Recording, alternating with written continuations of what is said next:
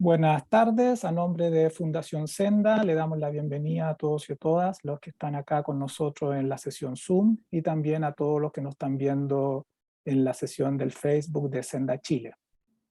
Bueno, hoy día tenemos nuestra quinta y última sesión de esta escuela de invierno, ya muy tradicional, que hacemos todos los años por Senda, que en esta ocasión la quisimos llamar las reformas constitucionales que el pueblo exige. Tuvimos la clase del lunes con la intangibilidad de los salarios y la renacionalización de los bienes comunes. El martes habló sobre los procesos constituyentes plurinacionales en Latinoamérica. El miércoles sobre la importancia de la reconstrucción del sistema de salud y el sistema de educación pública. El jueves, ayer, hablamos sobre participación ciudadana en los procesos constituyentes, que nos acompañó Daniel Andrade. Y hoy día vamos a hablar con dos grandes invitados sobre el tema de los tratados internacionales, que tienen una mirada economicista, y cómo estos van amarrando, o la necesidad, cómo estos van amarrando y la necesidad de desamarrar para poder hacer cambios en el modelo. Como invitados vamos a partir por el dueño de casa, que es don Hugo Facio, economista chileno, bueno, todos lo conocen, director de la Fundación Senda, fue vicepresidente ejecutivo del Banco Central de Chile y gobernador alterno del BID durante el gobierno de Salvador Allende. Ha sido durante muchísimos años profesor de diversas universidades, entre ellas la Universidad Academia Homónimo Cristano y la Universidad de Chile, y es un referente para muchos economistas, como para mí en este caso y muchos otros economistas en Chile, por su mirada crítica del modelo neoliberal, teniendo una gran cantidad de libros publicados con un análisis crítico sobre las políticas económicas que se han llevado a cabo tanto en la dictadura como también a lo largo de los gobiernos de la Concertación y de los gobiernos de Piñera. Junto a él va a partir primero don Hugo con media hora aproximadamente de exposición, y después nos va a acompañar Luis Cuello, que es un abogado de la Universidad de Valparaíso. Fue recientemente candidato constituyente por el Distrito 7 de la región de Valparaíso. Se ha desempeñado durante varios años como asesor de diversos parlamentarios. Es integrante del movimiento territorial La Gómez Organizada de Viña del Mar y es miembro del directorio del Instituto Alberto Newman. Bueno, a ambos les damos la bienvenida y sin más dejamos con la palabra a don Hugo Facio. Don Hugo, más o menos ¿cuánto tiempo es la exposición para? Tú dijiste media hora. ¿Media hora? No, pero más o menos eso, yo no lo he calculado, pero más o menos eso. Más o menos vamos a calcular media hora. Ok, dejamos con la palabra a don Hugo. Muy buenas tardes. Una cosita antes, a las personas que están entrando, como Emilia, tiene que aceptar la invitación para ser panelista, para poder entrar en esta, a pesar de que no todos los que entran son panelistas, hay que aceptar la invitación, o si no queda como en una interfase del Zoom. Ahora sí, don Hugo. Bueno, el nuevo texto de la Constitución, que debe surgir de la Convención Constituyente, debe terminar con los numerosos amarres económicos que le afectan. Muchos de ellos provienen de los tiempos de la dictadura, como acontece, por ejemplo, con los del Banco Central, pero otros son posteriores. Uno de ellos lo constituyen los tratados económicos comerciales internacionales a partir del suscrito durante el gobierno de Ricardo Lagos con Estados Unidos. La futura Constitución, para utilizar la expresión empleada por Gabriel Palma, debe ser habilitadora y por tanto permitir establecer aquellas políticas económicas que el país determine. Sebastián Piñera, al convocar la convención, recalcó que ella deberá respetar los tratados internacionales que se encuentran vigentes. Desde luego, muchos de ellos son indiscutibles, como referido a los derechos humanos, derechos ambientales, etcétera, etcétera. Pero hay otros, como los numerosos tratados comerciales que niegan la soberanía nacional, defendiendo abiertamente los intereses de inversores, que deben eliminarse. Constituyen amarres que se busca perseverar cuando la nueva Constitución debe terminar con ello. El desarrollo o no del llamado Tratado Integral y Progresista de Asociación Transpacífico, el TPP-11, reforzaría de promulgarse estos amarres. La semana pasada, en un seminario organizado por ICARE sobre cómo impulsar las exportaciones chilenas, el ministro de Relaciones Exteriores, Andrés Alamán, señaló que esperaban que estudios presentados en el evento sirviesen para que se generara un impulso adicional para darle una segunda vuelta a temas importantes, como la ratificación del TPP-11, que está pendiente, algo difícil, señaló, de explicar. El proyecto, a pesar de las reiteradas urgencias solicitadas por el Ejecutivo, se encuentra detenido en el Senado, porque sus mesas, las mesas del Senado, que son las que deben colocarla en tabla, no lo han hecho debido a la elevada resistencia que despiertan y la conciencia creciente de lo que significa su aprobación. Lo señaló claramente la abogada Manuela Arroyo, integrante de la Convención Constitucional y miembro del Movimiento de Defensa del Agua, la Tierra y la Protección del Medio Ambiente, Modatima. La ratificación del TPP-11, manifestó, pondría en riesgo nuestra soberanía y democracia, estableciendo reglas que favorecen a empresas multinacionales, no a los pueblos de Chile, y generando trabas a los avances que el Estado haga en el futuro que puedan afectar a los inversionistas extranjeros. Trabas a profundizar derechos laborales, sociales o medioambientales. La convención sostuvo la que debe determinar la forma en que el país se adhiera a tratados determinados o se retire de aquellos vigentes. El gobierno buscó aprovechar la aprobación por el Congreso peruano y la promulgación por su Ejecutivo de la incorporación del vecino país al TPP-11, poco antes de que asumiese el 28 de julio la presidencia peruana Pedro Castillo, para tratar de intensificar la aprobación del Tratado de Chile, en Chile. Para ello, elaboró un documento buscando destacar las ventajas que tendría Perú al suscribirse y no hacerlo Chile, dadas las similitudes exportables de ambos países. Constató que el año 2020 Chile exportó a los países del TPP 2.174 productos por unos 10.000 millones de dólares, señalando que 1.468 de dicho total coinciden con la oferta exportable de Perú. Y el vecino país obtendría, al adherir al tratado, determinadas ventajas en relación a Chile.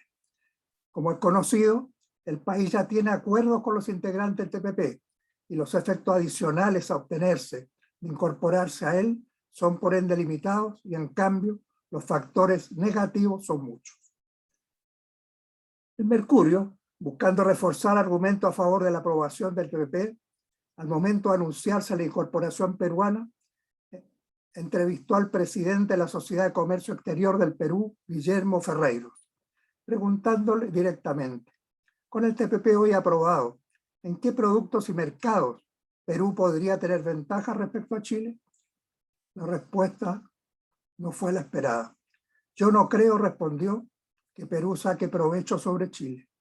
Para a continuación, en la entrevista, poner énfasis en otros aspectos que están en la línea de lo señalado por Marcela Vera en su intervención de la Escuela del lunes.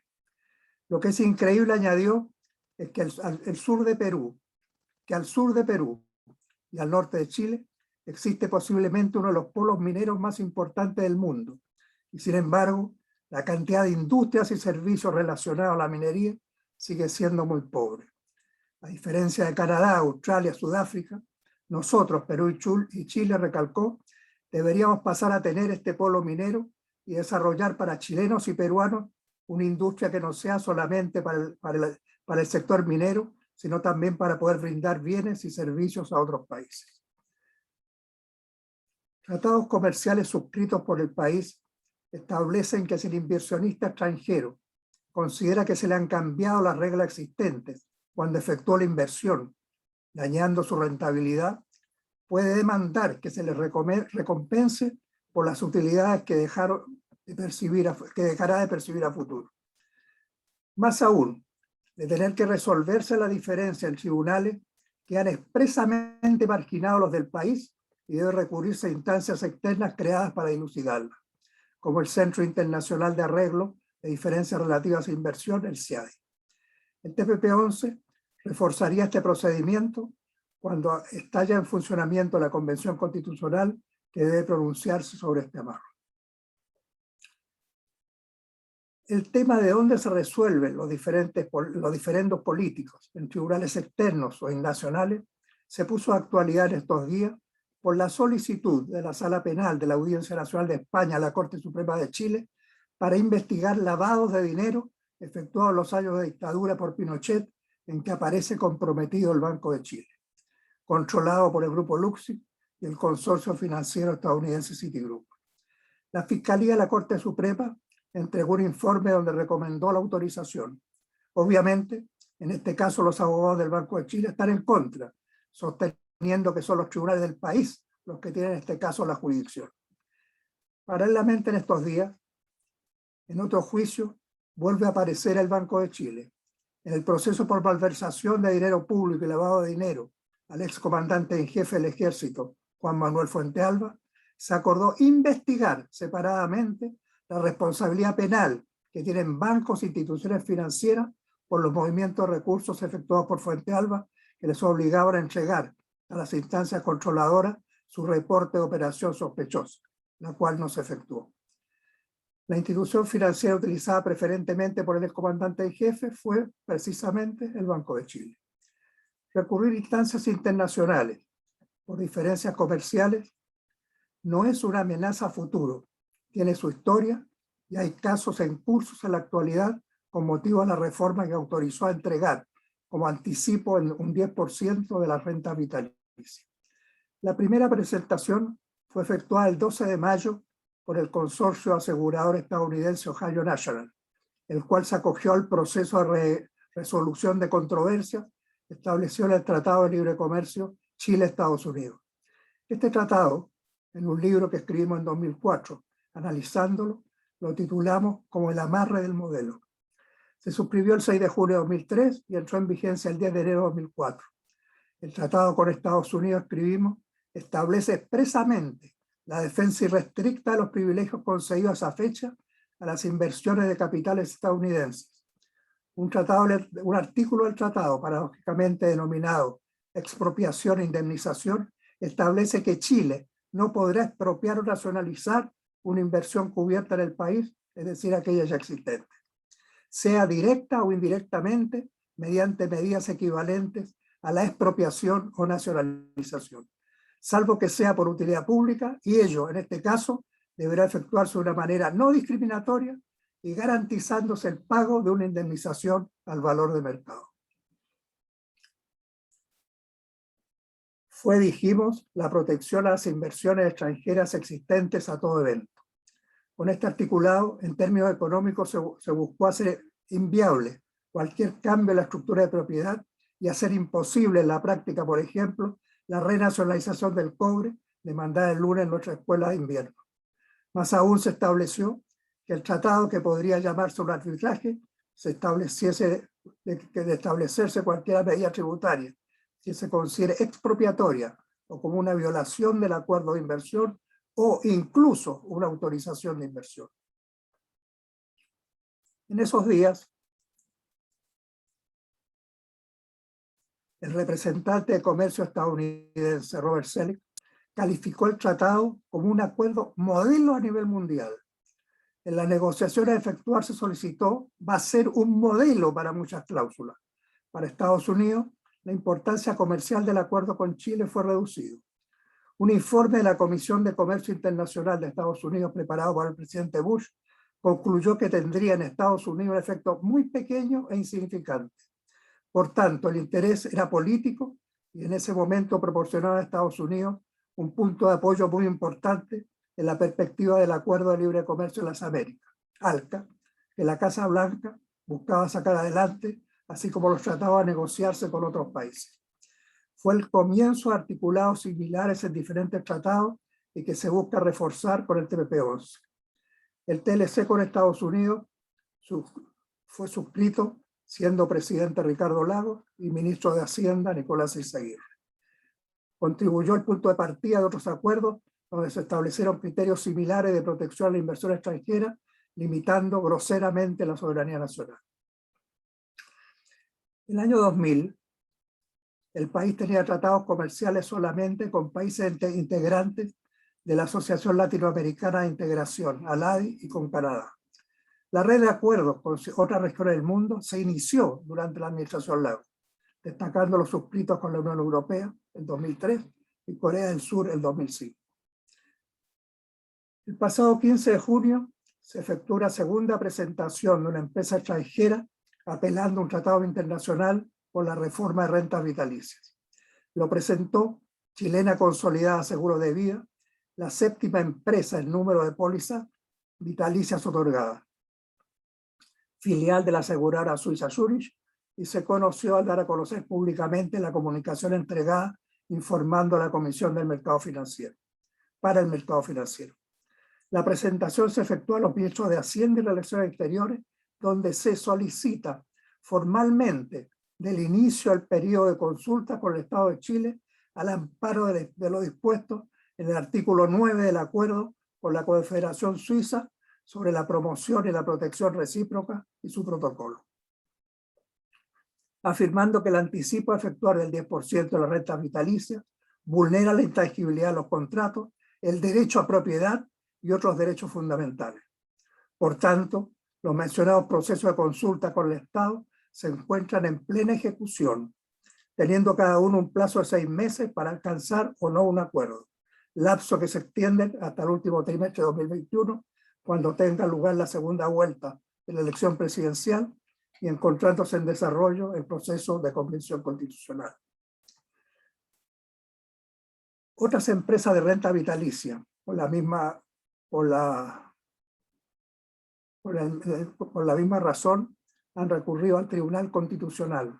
Los primeros en hacerlo fueron Renta Nacional y Vice, del Grupo MATE, uno de los mayores beneficiarios de este mecanismo previsional, recientemente declarado admisible por el Tribunal. La semana pasada hice una presentación similar, Penta Vida, de Carlos Delano y Carlos Lavín, otro de los mayores beneficiarios, y 4Life, destacando que vulneran tratados internacionales firmados por Chile. Lo que significa el sistema de rentas vitalicias y la magnitud de los recursos a los cuales se han apropiado, lo ha analizado profundamente en actividades del Senda Manuel Riesco. Me parece innecesario por ello hacerlo. Yo deseo únicamente recalcar un aspecto, la referencia que hace de que se estarían vulnerando sus derechos a propiedad. En verdad, son las aseguradoras, mediante este mecanismo, las que se apoderan del ahorro acumulado por años destinado a sus jubilaciones, de los beneficiarios del sistema. Y de otra parte, subrayar que la suma a retirar es solo un anticipo a descontar de los montos previsionales comprometidos. En el año, el número de rentas vitalicias nuevas disminuyó. A junio, las aseguradoras colocaron 5.820 pólizas durante este año. En los mismos meses de 2020, su número fue de 10.797 contratos. Aprovechando las ventajas que les proporcionan estos tratados inversionistas extranjeros, tienen presencia muy grande en sectores económicos de gran importancia. Un ejemplo lo entrega la gran minería cuprífera, en donde grandes consorcios a nivel mundial, incluyendo entre ellos Antofagasta Minerals, controlado por el grupo Luxi, explotan las 2/3 partes. Sus exportaciones las hacen fundamentalmente enviando al exterior concentrados, cuyo porcentaje sobre el total de las exportaciones de cobre es creciente, y lo tienen presente al poner en marcha ampliaciones de yacimientos, como acontece con Spencer, explotado por la anglo-australiana BHP Billiton. Llevamos 50 años en este sistema extractivo, que insistió en estos días Gabriel Palma en el mostrador, y seguimos exportando concentrados. Es hora de cambiar. Sin duda que estos capitales de gran peso al interior del país se jugarán por impedir la renacionalización de la gran minería privada del cobre. Es indignante que consideren aumentar las exportaciones de concentrado como una gran tarea. Es lo señalado por el presidente Antofagasta Mineros, Jean-Paul Luxic, en un seminario efectuado en mayo por el Consejo Nacional de Negocios Chile-China, cuando dijo: China ha hecho una inversión enorme en fundiciones en las últimas décadas y necesita proveedores confiables, y a la minería chilena y la minería chilena ha cumplido un así muy importante papel de ser productor confiable sobre China. Mirando hacia el futuro, agregó, la oferta de concentrado de cobre de Chile seguirá creciendo. Es una política antinacional necesaria de revertir. Consorcios extranjeros solo en la década pasada ingresaron al sistema de las AFP, otro de los sectores muy presentes en la escuela de invierno durante la semana. La colombiana Sura lo hizo en 2011, al adquirir las operaciones en América Latina de ING, incluyendo la AFP Capital. Los consorcios financieros estadounidenses MetLife y Principal compraron respectivamente Provida y Cuprum en 2013, mientras que Prudential, el 40% de Habitat en 2016, controlado en partes iguales por la Cámara Chilena de la Construcción, que se expandió a Perú. Lo hicieron con una perspectiva de explotación en el tiempo que rápidamente se deterioró. ¿Qué indican las cifras actuales del país en materia de inversión extranjera directa? Durante el primer semestre se contabilizaron por este concepto 7.683 millones de dólares, monto un 7,1% inferior a los mismos meses de 2020, pero esta cantidad se encuentra entre las cifras más elevadas para la primera mitad del año 2003. Los 7.681 millones, manifestó Inveschile, son un 30% superior al promedio del quinquenio y un 16% superior al promedio de la serie 2003-2021. El monto más alto en un primer semestre de 2003 se registró en 2012, cuando llegó a 12.809 millones para luego descender durante los 5 años siguientes y recuperarse en 2018. Según siempre Inveschile, la cartera de proyectos al 30 de junio de inversión extranjera directa era de 23.976 millones de dólares, siendo los de mayores montos los del sector de energía, 9.164 millones, y minería, 6.974 millones. Por países, el listado era encabezado por China, 5.646 millones, seguida por Estados Unidos, 5.073 millones, y Canadá, 4.056 millones. El director de Inveschile, Andrés Rodríguez, destacó la existencia de proyectos chinos en todos los sectores. El número de Rayó lideran los proyectos misceláneos, mientras que en monto, los de energía, con un total de 3.826 millones de dólares, el sector energético en Chile, agregó, ha atraído a varias compañías chinas en los últimos años.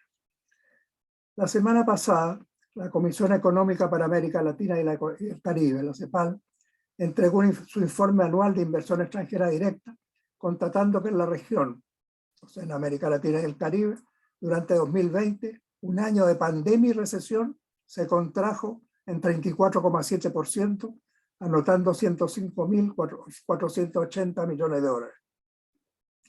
En la década pasada, el monto más elevado se registró también en el año 2012, cuando se alcanzó un récord histórico, 215 millones de dólares, al que siguió un curso descendente hasta 2018, cuando alcanzó a 177 millones de dólares, para descender nuevamente en los 2 años siguientes. Las inversiones en las transnacionales, señora Alicia Bárcena, secretaria ejecutiva de CEPAL, se redujeron y se profundizó la tendencia a los inversionistas a irse a los países desarrollados. Y se preguntó, ¿por qué? Porque los países desarrollados, se contestó, han mandado señales muy claras de inversiones públicas que van a ir a sectores estratégicos, como la infraestructura, tecnología o sostenibilidad ambiental. Alicia Bárcena demandó establecer un marco regulatorio multilateral. Nuestra región, subrayó, se ha localizado en proteger a los inversionistas, pase lo que pase, no importa si deteriora el empleo o el medio ambiente. El monto de la inversión extranjera directa a la cuenta de capital de la balanza de pago se compone de 3 variables: nuevas inversiones, instrumentos de deuda y utilidades reinvertidas. Estas últimas constituyeron para Chile en el primer semestre 4.726 millones de dólares, un 60% total, teniendo un incremento del 77% anualizado. Los nuevos recursos inversionistas para operaciones en el país fueron 2.990 millones de dólares, reduciéndose en un 31%. A partir del año 2018, la inversión extranjera directa procedente de China pasó a ser muy significativa en la economía chilena. A nivel mundial, su participación, de acuerdo a cifras de la UNTAC, que lo colocaba en 2002 en el lugar 25, se ubicó en 2020 en el primero. América Latina comenzó a llegar de forma más regular, escribió Ignacio Tornero, investigador asociado del Centro de Estudios Internacionales de la Universidad Católica, a partir de 2010, y América del Sur solo habría recibido un 10,2% total mundial en el periodo 2005-2020. En el caso de Brasil, si bien señaló, ha sido el principal receptor de inversión extranjera directa China en la región en el periodo 2005-2020, aproximadamente 60.300 millones de dólares, con el 45% total. Chile no se encontraba entre los principales inversionistas extranjeros en ese país. Finalmente, el caso chileno, dijo, no dista sustancialmente la realidad brasileña. Si bien China se ha convertido en un inversionista importante a partir de 2018, el stock de inversión china en nuestro país solo alcanza el 11% del de Estados Unidos, España y Canadá conjuntamente. Pero en los últimos 3 años ocupó una posición de vanguardia. Una encuesta realizada en julio por Asiadec de ahí colocó a Chile en las preferencias chinas para invertir en la región, superando a Brasil y México, siendo considerado como un centro de administración para controlar las efectuadas en otros países de América Latina, considerado América Latina un eslabón de la Ruta de la Seda, el gran proyecto de Beijing para intensificar su presencia a nivel global. Las áreas de inversión que privilegian son transporte, logística y puertos, seguido de minería y energía. Este último sector, como ya dijimos, es el que hasta ahora encabeza las inversiones chinas efectuadas en el país. Muchas gracias. Hasta ahí sería la presentación. ¿Cuántos minutos fue, Gonzalo? Casi exacto el tiempo, como media hora. Bueno, agradecemos la presentación de don Hugo Facio. Siempre una presentación con mucha información, con muchos datos y a la vez que nos va mostrando efectivamente cómo en cosas concretas, como el caso de los retiros del 10% en el caso de la renta vitalicia, cómo los tratados comienzan a operar y cómo medidas legislativas chilenas bajo la soberanía chilena comienzan a poder ser impugnadas a partir de tratados que se han firmado y que la mayoría de la ciudadanía no conoce ni sabe efectivamente la implicancia. Para continuar, vamos a dejar a Luis Cuello para después dar un tiempo de palabras y opinión a los que están siguiéndonos acá en el Zoom. Bueno, como yo ya señalaba, ¿se escucha bien o no? Sí. Sí, como señalaba, Luis Cuello es abogado, fue recientemente candidato a la constituyente por el Distrito 7 de la región de Valparaíso, ha trabajado con diversos parlamentarios en asesorías parlamentarias y es integrante del movimiento territorial La Gómez, organizada de Viña del Mar, y miembro del directorio Instituto Alberto Newman, además de ser militante del Partido Comunista. Sin más, dejo con ustedes entonces a Luis Cuello.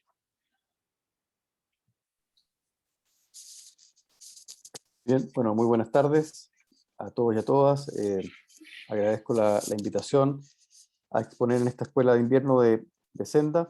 Quiero abordar la discusión para enfrentar el título de esta clase, de esta actividad, que tiene que ver con los amarres vinculados al proceso constituyente y su relación con los tratados de libre comercio, los tratados de contenido económico, y que, claro, lo quiero abordar desde un punto de vista jurídico, desde un punto de vista cómo interpretar estos límites que están fijados en la reforma constitucional que habilitó el proceso constituyente y que se refieren en particular algunos de estos límites a estos tratados de carácter internacional.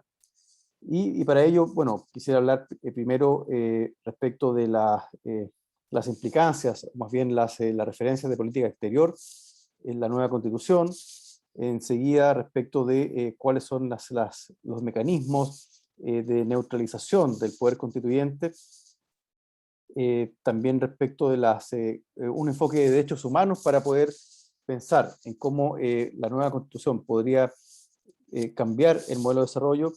Y finalmente, algunas referencias respecto de cuál es el alcance, cuál es la extensión de estos límites al proceso constituyente. Entonces, para ello voy a hacer varias veces referencia a algunos artículos de la Constitución que son los que contienen esta denominada cláusula de límites. Los sectores más conservadores, los académicos más conservadores han denominado cláusula de límites sobre todo al artículo 135, que fue introducido por, como decía, la reforma constitucional que habilitó el proceso constituyente. Entonces, ¿cuál es este artículo 135? Eso creo que en muchas columnas de opinión ha aparecido en la prensa. El artículo 135 fija ciertas condiciones o ciertos mandatos para la Convención Constitucional, señalando primero que la Convención no puede intervenir ni ejercer ninguna autoridad, ninguna otra función o autoridad que de otros órganos constituidos. Es decir, no puede ejercer funciones del Poder Ejecutivo, no puede ejercer funciones legislativas, tampoco judiciales. Tampoco puede desconocer la autoridad de la Constitución del 80, la Constitución vigente. Y finalmente, lo que más es pertinente a esta conversación tiene que ver con que dice que el texto de la nueva Constitución que se someta a plebiscito deberá respetar el carácter de República del Estado de Chile, su régimen democrático, las sentencias judiciales firmes y ejecutoriadas y los tratados internacionales suscritos por Chile, ratificados por Chile que se encuentran vigentes. Entonces, en lo que respecta a los tratados internacionales, esa es la pregunta que nos vamos a formular. Quiero decir primero que he leído varios textos que me llaman profundamente la atención. Primero, hace pocos días leía una columna de Jorge Saad, en La Tercera, donde hablaba de por qué es conveniente respetar al pie de la letra este límite sustantivo o material, que dicen los sectores conservadores, este límite sustantivo material que está en el artículo 135 de la Constitución referido a los tratados internacionales. Entonces dice por qué es conveniente respetarlos, por qué es conveniente seguir siendo un actor serio en el concierto internacional. Dice Saad que como país mediano Chile requiere al mundo para crecer económicamente, para atraer inversión, etc. Entonces sostiene que más allá de lo jurídico, del efecto jurídico de esta norma, hay razones de sobra para respetar el artículo 135 y continuar la senda que Chile ha recorrido en las últimas décadas. Hace referencia Saad en esta columna en La Tercera a que Chile define su política exterior como una política de Estado, y que esa política de Estado, a su juicio, ha traído una credibilidad que se traduce en beneficios concretos para el país. Entonces, llama la atención varias cosas. En principio, claro, más allá de lo jurídico, esto de insistir en la seriedad. ¿Qué es serio? Bueno, según la Real Academia Española, serio es lo real, lo verdadero, lo sincero, donde no haya engaño o burla. Eso es lo serio. Enseguida hay un texto, un documento del Ministerio de Relaciones Exteriores de la Cancillería chilena que fue distribuido en noviembre del año 2020, donde se explica al mundo, se explica a los países con quienes Chile tiene relaciones, cuál es el sentido, cuál es el alcance del proceso constituyente, y marca inmediatamente la diferencia con otros procesos, sosteniendo que desde el principio, desde la partida, existen un conjunto de reglas que le otorgan certeza jurídica y política al proceso constituyente. Bueno, ¿qué significa, según este documento del Ministerio de Relaciones Exteriores, la obligación de respetar los tratados internacionales? Y acá es donde, bueno, devela de forma bastante abierta el propósito, explicita el propósito de esta incorporación al procedimiento constituyente.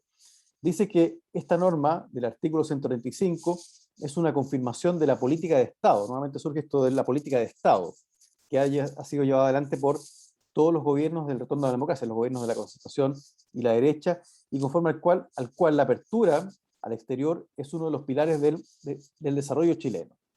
Entonces, bueno, obviamente defiende esta posición afirmando que hay una hay un liderazgo en materia de libre comercio, inversión extranjera, pero también, y esto es muy curioso porque dice que Chile ha asumido liderazgo en ámbitos como los derechos humanos y la promoción de la democracia. Es muy curioso viniendo de un gobierno que ha violado los derechos humanos. Pero en fin, este documento de la Cancillería hace una larga exposición respecto de los tratados bilaterales de inversiones, los tratados de libre comercio, y cómo Chile cómo defiende haber incluido una regla que obliga a la Convención a tener presente este contenido. Entonces, claramente acá ya se revela cuál es la intención de hacer referencia no solamente a los tratados internacionales en materia de derechos humanos, sino que también los tratados internacionales de libre comercio y aquellos de protección de inversiones. Entonces, claro, llama la atención primero que se hace alusión permanente al modelo de desarrollo, a una cierta garantía, por eso habla de reglas iniciales, una garantía de continuidad de un modelo de desarrollo adoptado primero por la dictadura y después continuado por los gobiernos de la Concertación y enseguida también de los gobiernos de la derecha. Luego es interesante y muy curioso esto de afirmar la existencia de una política de Estado. ¿Y por qué? ¿Por qué digo que es interesante? Porque la verdad es que hay que examinar qué dice la actual Constitución, la Constitución del 80 respecto de la política exterior, porque había cuenta de estos dos textos, esta columna, la tercera, y este documento de la Cancillería, existe una política de Estado que es vinculante y que exige su continuidad en la nueva Constitución. Entonces, claro, hay que preguntarse, ¿hay alguna política de Estado, alguna definición de política exterior en la actual Constitución del 80? Y nos encontramos que las únicas referencias a política exterior tienen que ver con la distribución de competencias. Es decir, el presidente de la República tiene la facultad de conducir las relaciones internacionales con otros países, con organismos internacionales, de firmar, de concluir las negociaciones de los tratados internacionales, también de denunciar los tratados y retirarse de aquellos tratados internacionales que el presidente así lo decida. Tiene que consultar al Congreso. La última denuncia que hizo Chile fue en abril del año 2019, cuando Chile denunció el tratado constitutivo de UNASUR. Entonces no hay referencias a política exterior en la Constitución actual, en la Constitución del 80. Si miramos otras constituciones como la mexicana, claro, ahí sí existe una referencia concreta y específica, que es, por ejemplo, ciertos principios de política exterior como la autodeterminación, la no intervención, la solución pacífica de las controversias, la renuncia al uso de la fuerza en las relaciones internacionales. Son principios de política exterior que están en la Constitución mexicana. Entonces la Constitución del 80 no define en materia de política exterior ninguna cosa, no define nada desde el punto de vista sustantivo, solo, como decía, distribuye las competencias de los órganos constitucionales y otorgando, por supuesto, un rol predominante al presidente de la República como corresponde y es pertinente a un régimen marcadamente presidencial. Pero esto explicita ciertamente un propósito político estratégico de constreñir el proceso constituyente y también de desnaturalizarlo. ¿Por qué? Porque creo que nadie puede negar, y es como de perogrullo, que el proceso constituyente arranca del estallido social, de la revuelta popular, y que tiene que ver fundamentalmente con una fuerte impugnación, una radical impugnación al modelo económico, es decir, aquello que está hoy día en la Constitución y que se refleja en la concentración de la propiedad, en la desigualdad, en la discriminación, en la falta de acceso a ciertos derechos sociales que permiten una vida digna. Entonces, claro que al formular o interpretar esta regla de límites, esta cláusula de límites que tiene que ver con los tratados internacionales, se refiere justamente a constreñir y a definir un marco de acción para la Convención Constitucional que, en definitiva, impediría que esa convención cumpla con la función o con el mandato que el pueblo le dio a través de las urnas, tanto en el plebiscito del año 2020 como en la elección de constituyente recién pasada. Y además hay una cuestión que es más curiosa aún, porque se ha abierto una pretensión de constitucionalizar una política exterior que ha sido definida por los gobiernos de la Concertación y la derecha y que no está en ninguna parte de la actual Constitución. Es decir, quieren subir de jerarquía estas definiciones implícitas de política exterior a la nueva Constitución. Eso creo que es bastante curioso. Pero bueno, claro, sin prejuicio de esto, por supuesto que sabemos que el modelo económico está radicado, está expresado en la actual Constitución, y eso lo obtenemos en la Constitución Económica. Está referida al régimen de propiedad privada, a la protección de la propiedad privada, al régimen jurídico sobre bienes estratégicos como el agua, los recursos minerales, a propósito de lo que mencionaba el profesor Hugo Facio respecto del cobre, a la libre iniciativa económica, a los límites del rol del Estado en la economía. Eso está referido a la Constitución Económica, es decir, a cómo está regulado, incorporado el modelo económico neoliberal en la actual Constitución. Entonces, claro, la manera de neutralizar la operación constituyente, bueno, se logra por varias vías.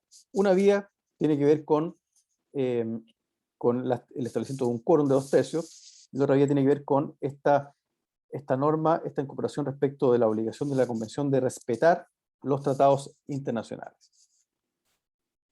Entonces, claro, primero debemos decir que respecto del quórum, eso sí estaba en el Acuerdo por la Paz. Estaba en el Acuerdo por la Paz que firmaron algunas fuerzas políticas, no todas, para dar curso a este proceso constituyente, el quórum de 2/3. Pero respecto de los límites materiales, los límites sustantivos, lo único que decía el Acuerdo por la Paz era, primero, que no se afectaran las competencias de los órganos constituidos, lo que decía al principio, es decir, que la Convención no pudiera ejercer funciones del Poder Ejecutivo, no pudiera ejercer funciones legislativas, que no pudiera alterar los quórum ni los procedimientos para los acuerdos. Pero sin embargo no decía nada respecto de aspectos sustantivos.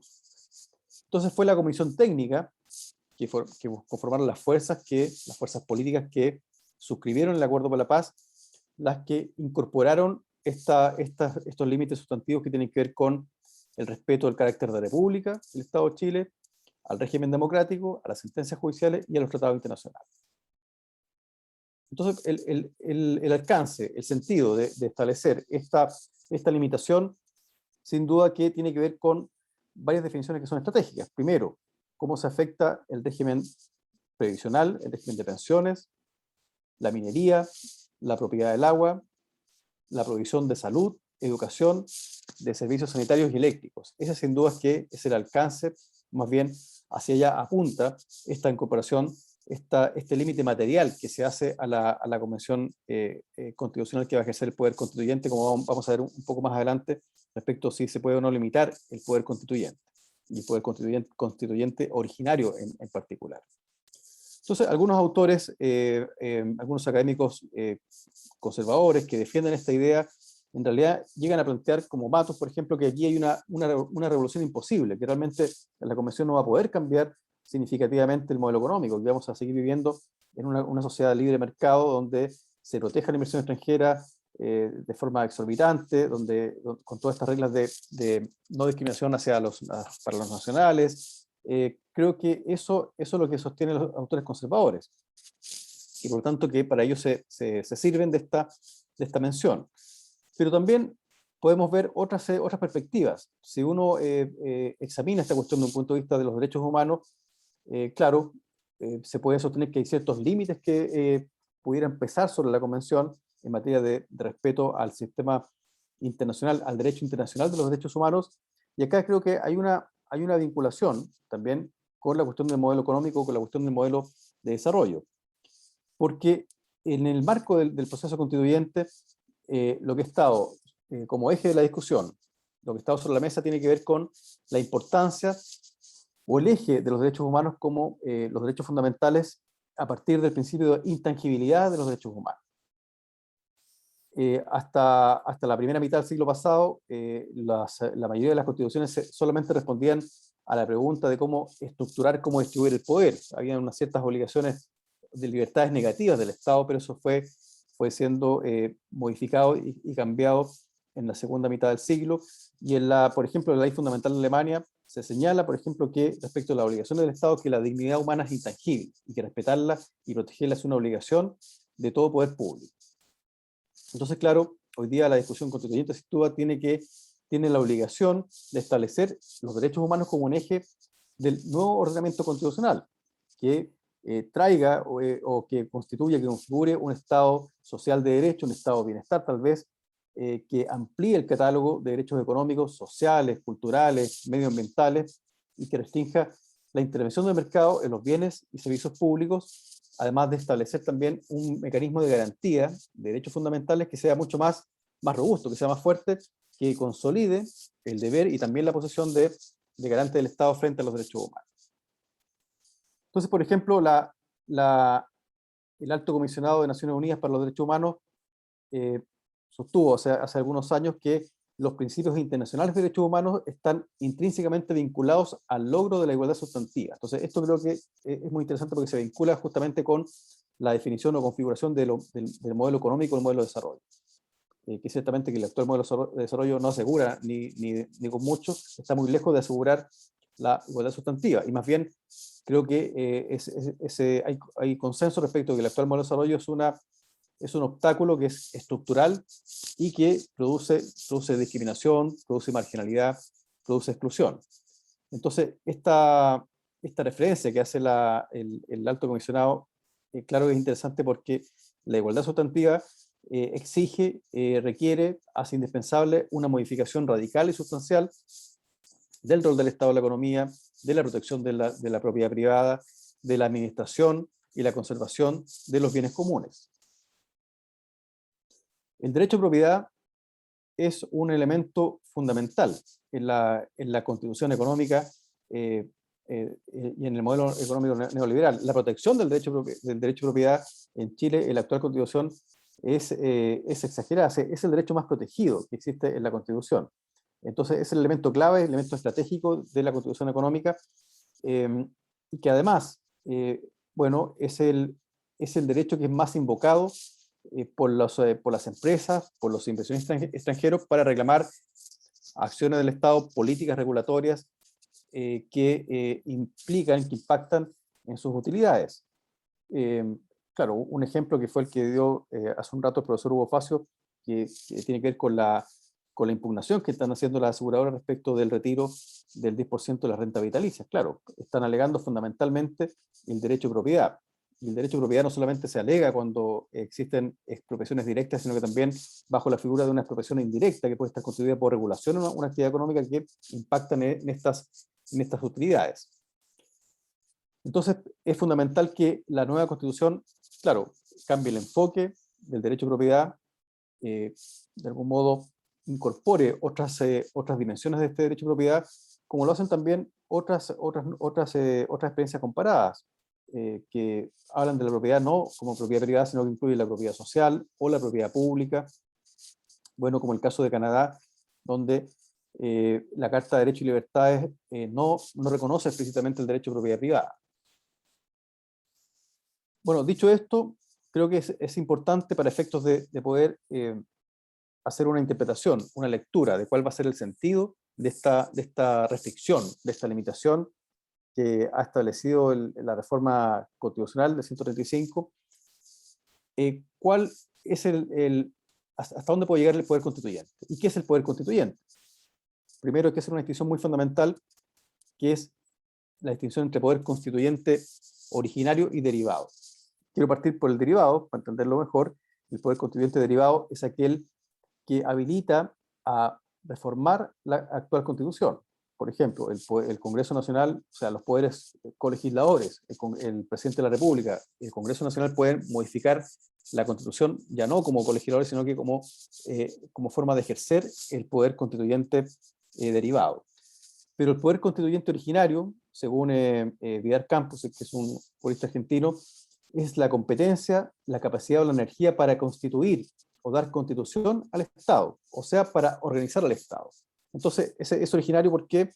Porque se ejerce en una etapa fundacional para dar nacimiento al Estado, y por lo tanto se dice que este poder constituyente originario que nace para dar origen a la Constitución, bueno, en principio es un poder constituyente que no encuentra límite, que es ilimitado, que no tiene un límite de derecho positivo por cuanto no tiene un órgano que lo controle o algo, una instancia superior que condicione, que limite este ejercicio del poder constituyente originario.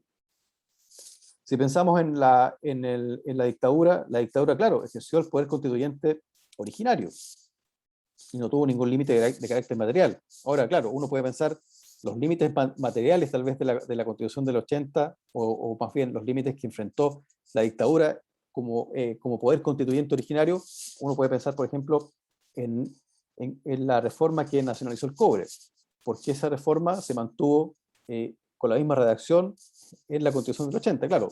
Eso operó tal vez una fuerza política, incluso para la dictadura habría sido impresentable no mantener la propiedad del cobre en la Constitución, claro, sin perjuicio de que el régimen de concesiones finalmente lo fue privatizando, pero me refiero desde el punto de vista de lo declarativo, de lo normativo, se mantuvo ese límite, o esa norma en la Constitución del 80. Entonces, hay límites procedimentales que están hoy día para la Convención Constitucional, que están en la actual Constitución, que tienen que ver con el procedimiento, con los quórum, con mecanismos de reclamación y los límites materiales. Entonces, respecto de los límites materiales, ¿qué tan ilimitado es el poder constituyente originario? Bueno, hay varias posiciones. Es un tema ampliamente discutido, porque uno puede pensar que hay un límite material que está dado por los derechos humanos, por el derecho internacional de los derechos humanos, pero eso también nos conlleva a otro tipo de discusiones. Por ejemplo, si pensamos que el derecho a la vida es un límite material, claro, el derecho a la vida, pero también cómo se interpreta, por ejemplo, la vida que está por nacer, cómo se interpreta el derecho a la vida en relación a los derechos sexuales y reproductivos de la mujer, eso es algo discutible. O, por ejemplo, la libertad de expresión. ¿Cómo podemos interpretar la libertad de expresión como un límite material a la Convención Constitucional? Finalmente, esos límites materiales los va a interpretar la propia Convención Constitucional.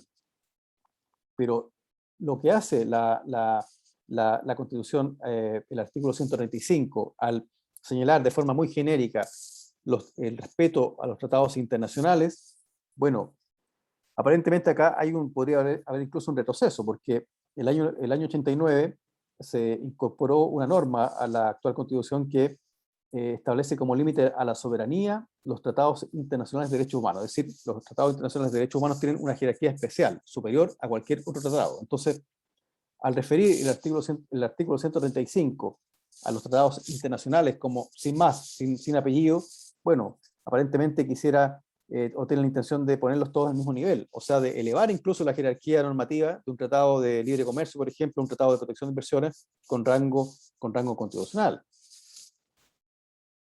El artículo 135 establece que, por ejemplo, límites a la soberanía. Esto es muy curioso. Dice que la convención, mientras está en funciones, la soberanía reside en la nación, no reside en la convención. O sea, la convención no ejerce la soberanía según la actual constitución. Y que además se ejerce la soberanía por el pueblo a través del plebiscito, de las elecciones, de los órganos constituidos. Pero además le queda prohibido a la convención atribuirse el ejercicio de la soberanía, asumiendo otras funciones que las que expresamente le reconoce la Convención. O sea, en el fondo lo que está tratando de hacer esta reforma es asumir que la Convención Constitucional, el órgano constituyente, va a ejercer una suerte de poder constituyente derivado, o un poder constituyente originario, pero con severas restricciones. Entonces, aquí es cuando viene la interpretación de qué se entiende cuando se limita o cuando exige que el texto de la nueva Constitución que se someta a plebiscito respete estos tratados internacionales. Y en particular, si lo leemos en clave de tratados comerciales, tratados de libre comercio o acuerdos de protección de inversiones. Entonces, primero hay que decir que ¿cuál es el mecanismo de control de esto? Es posible que, por ejemplo, si hoy día la Convención Constitucional aprueba alguna norma referente a la propiedad del agua o a la propiedad de la gran minería, se pueda reclamar en alguna instancia, y la solución, o más bien la previsión, está en la misma Constitución, porque existe un mecanismo de reclamación ante la Corte Suprema que tiene que ver con el procedimiento. Entonces, ¿por qué quiero mencionar esto? Porque la Corte Suprema tiene competencia para poder examinar, para poder juzgar reclamaciones que hagan los convencionales respecto de transgresiones a procedimientos de la Convención.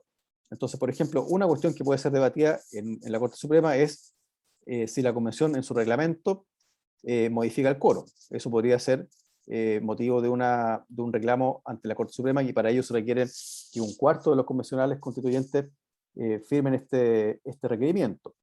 Pero la propia Constitución, o el propio artículo 136 de la Constitución, bien digo, establece que estas reclamaciones no podrán tener por objeto el debate del contenido de lo que se está discutiendo, el contenido de la nueva Constitución. Eso no puede ser objeto de reclamación.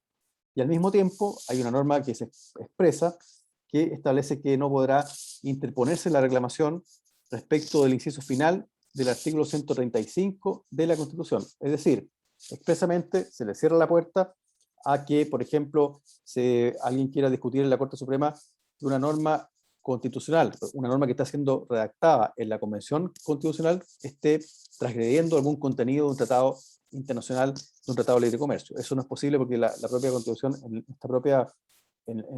el procedimiento reglado, establece que eso no es posible de ser reclamado ante la Corte Suprema. Entonces, ¿cuáles son las posibilidades de control? ¿Cuándo finalmente se va a establecer o cuándo finalmente se va a determinar si el texto de la nueva Constitución respeta o no estos tratados internacionales ratificados por Chile? Bueno, el control va a ser un control de carácter político, que se va a ejercer a través del plebiscito de salida cuando la Convención termine su labor y proponga un texto de nueva Constitución. Ese es el control que va a existir. Y lo otro es que siempre los sectores neoliberales, conservadores, amenazan es que si los convencionales no tienen el cuidado, entre comillas, de respetar la protección de las inversiones, la igualdad en materia de trato económico y el rol del Estado, es decir, aquellos componentes esenciales de los tratados de libre comercio, bueno, eso puede ser motivo de demandas internacionales, claro, o de responsabilidad internacional del Estado. Eso, en realidad, eso no es posible de evitar. Siempre los inversionistas podrían recurrir a mecanismos arbitrales, a tribunales internacionales para reclamar si el Estado, a su juicio, impacta o vulnera disposiciones sustantivas que tengan que ver con la protección de la propiedad y con la expropiación o ciertas regulaciones que puedan ser estimadas como expropiaciones indirectas. Entonces, eso finalmente nadie puede evitar que exista un reclamo de carácter internacional, pero lo que debe ser leído en clave constitucional es que lo que hace el artículo 135, esta limitación, tiene que ver con una cuestión de competencia. Es decir, lo que dice la Constitución es que la Convención Constitucional, el órgano constituyente, no puede, por ejemplo, denunciar un tratado. No puede denunciar un tratado, no puede provocar el retiro de Chile de un tratado. ¿Por qué? Porque eso actualmente lo hace el presidente de la República. Y, por lo tanto, es una limitación de carácter competencial, es una limitación de competencia y no una limitación sustantiva, como lo quieren entender los sectores neoliberales, como una limitación material o sustantiva. El propio autoacordado, recordándolo del procedimiento de la Corte Suprema, impide también que se reclamen aspectos de fondo. Entonces creo que esa debe ser la forma correcta de entender esta norma que, claro, tiene un propósito que es explícito, que como hemos dicho, tiene por objetivo limitar, constreñir el proceso constituyente para mantener un cierto modelo de desarrollo, un modelo económico neoliberal, pero una forma de interpretar, de leer, para que la Convención pueda avanzar y realmente pueda desarrollar elementos de un nuevo modelo de desarrollo. Bueno, es justamente esta interpretación que es más beneficiosa desde el punto de vista de cuál es la amplitud o qué puede hacer la Convención. Ha pasado algo muy interesante en estos días a propósito de la aprobación del primer artículo del reglamento, que ha hecho una subcomisión en la Convención Constitucional. El reglamento, este artículo primero del reglamento que ha pasado su primera etapa, su primer trámite, dice que la Convención Constitucional es una asamblea representativa, que es paritaria, plurinacional, autónoma, convocada por los pueblos de Chile para ejercer el poder constituyente. Y la Convención reconoce que la soberanía reside en los pueblos y que está mandatada a redactar una propuesta de nueva Constitución que será sometida a un plebiscito constitucional. Acá hay varias cuestiones importantes. Primero, que la Convención reconoce cuál es su objeto principal. Es redactar la nueva Constitución, por lo tanto su función no es ejercer el poder constituyente.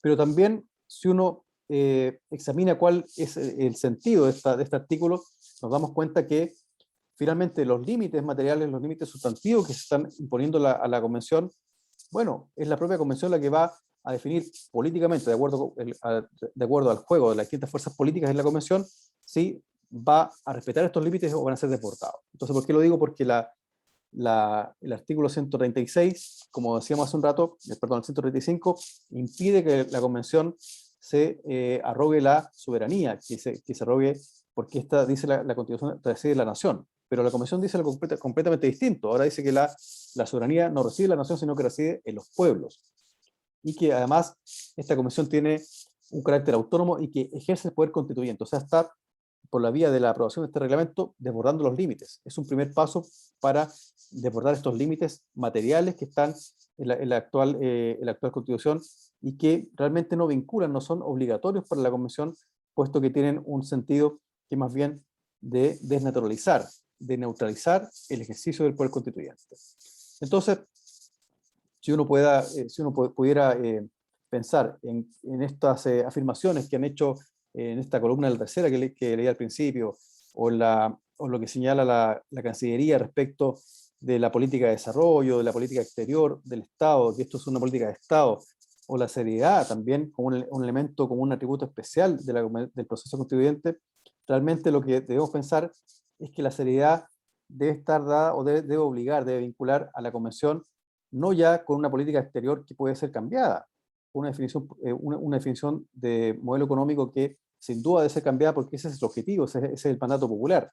Entonces, esa seriedad tiene que ver con, para evitar un engaño o una burla, tiene que ver con responder sin duda a las expectativas del pueblo de Chile, a sus necesidades y fundamentalmente al cambio de las condiciones materiales de existencia cuyo camino sin duda tiene que ver con la construcción de un Estado social de derecho, de un modelo económico distinto, que garantice los derechos humanos, que recupere los bienes comunes. Muchas gracias.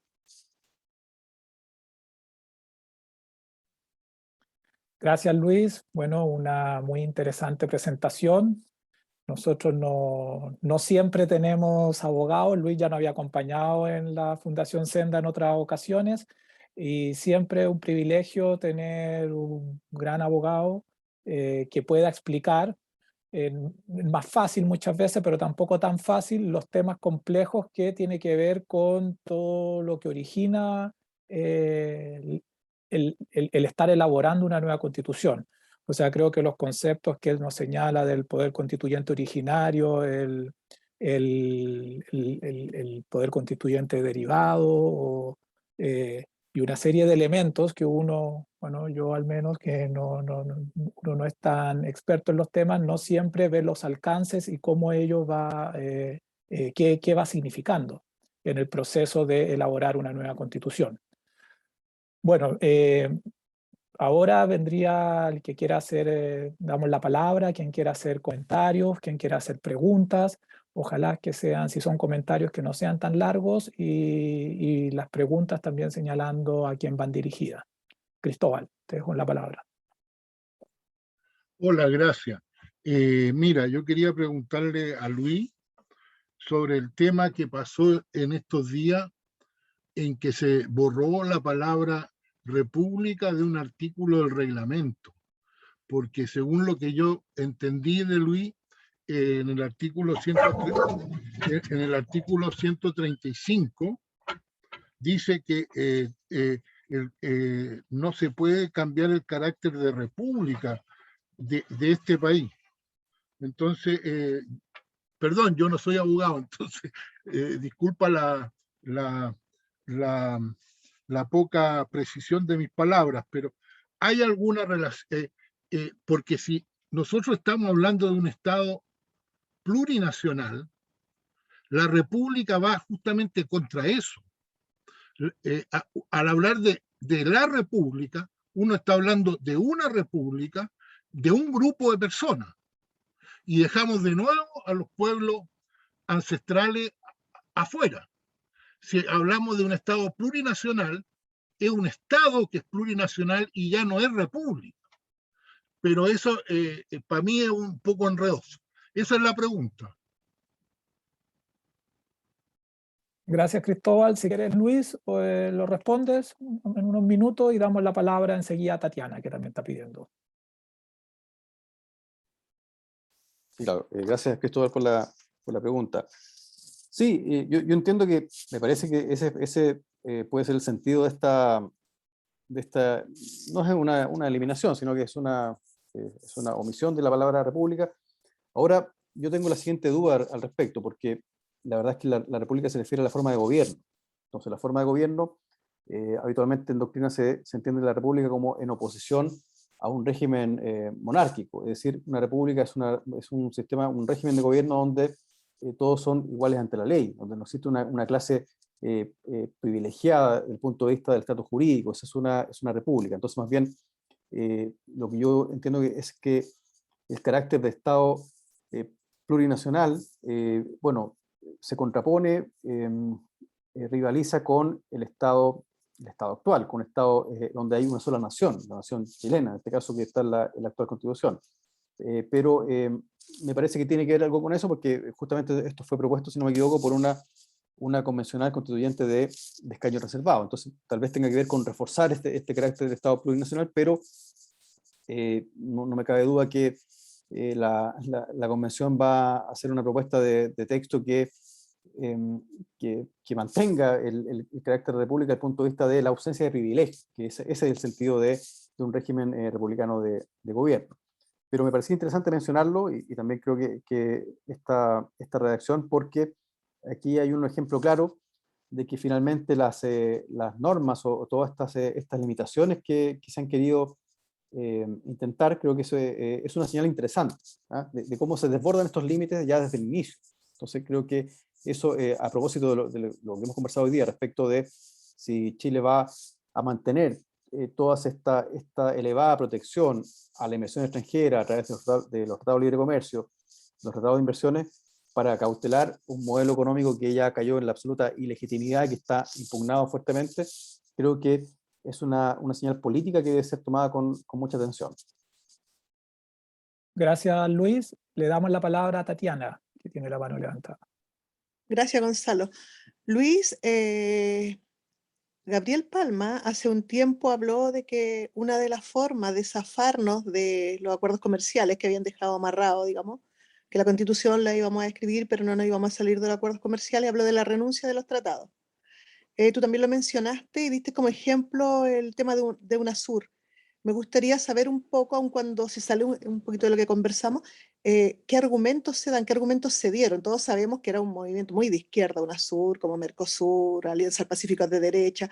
O sea, todos tienen un carácter, unos pro empresario, otros pro estados, digamos, pero ¿cuál es la razón que se dio para hacer la renuncia al tratado a UNASUR, digamos, que fue en bloque? ¿Y cuál crees tú que serían las que podríamos dar, si son similares, aun cuando son totalmente distintos los del TPP y otros, para renunciar, si es que no podemos zafarnos en la constitución de los acuerdos comerciales y los compromisos?